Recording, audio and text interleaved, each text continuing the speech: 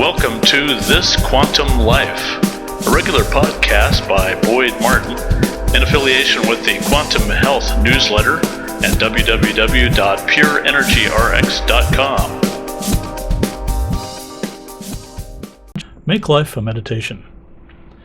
I somewhat cynically used to say in my youth that unconscious meditation, the kind we all do when we are obediently serving the Matrix, is the single most untenable problem in human history.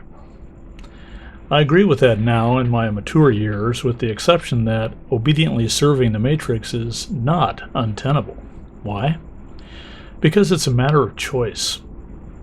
It's one thing to point out how we are all victims of our own unconscious behaviors, which is a victim statement in and of itself. It's an entirely other thing to transcend that victim mentality with the freedom of choice. I call the obedience to the Matrix hypnotic compliance. And meditation is the red pill available to you anytime to wake up from that trance. I go further down the rabbit hole by claiming that the whole conscious-subconscious model of human psychology is a myth. We say that a person is driven by subconscious motivations when they misbehave or fall victim to depression, criminal activity, or insanity. No. Why? Because if it were truly subconscious, we wouldn't be conscious of it, and once conscious of it, it's no longer subconscious. I know. Sounds like semantics, but is it really? Isn't it more accurate to say that a person chooses to give up their own power or self-determinism, and that's what we're calling subconscious motivations?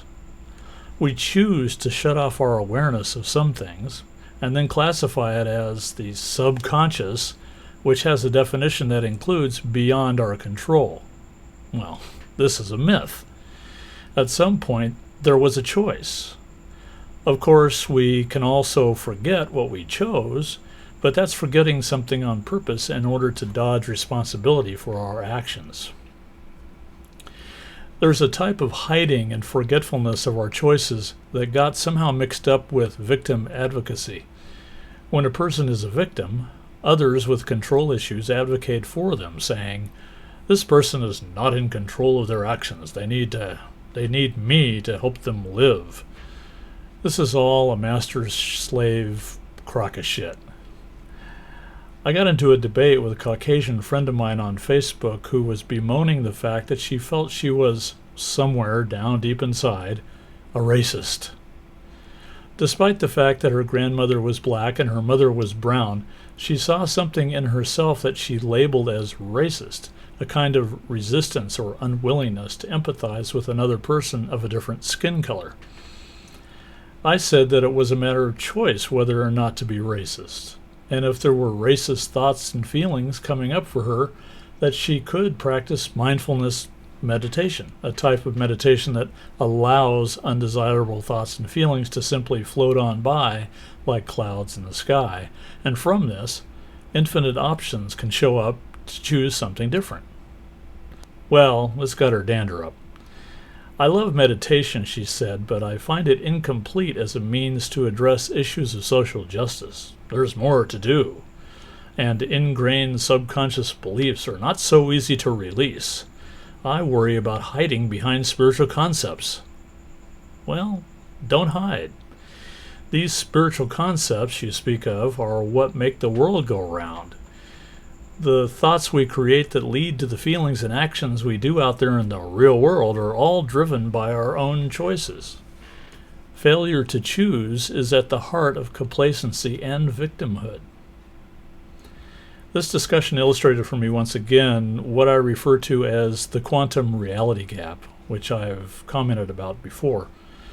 It's the perceived difference between what we desire to see in the world and what we think we see in the world.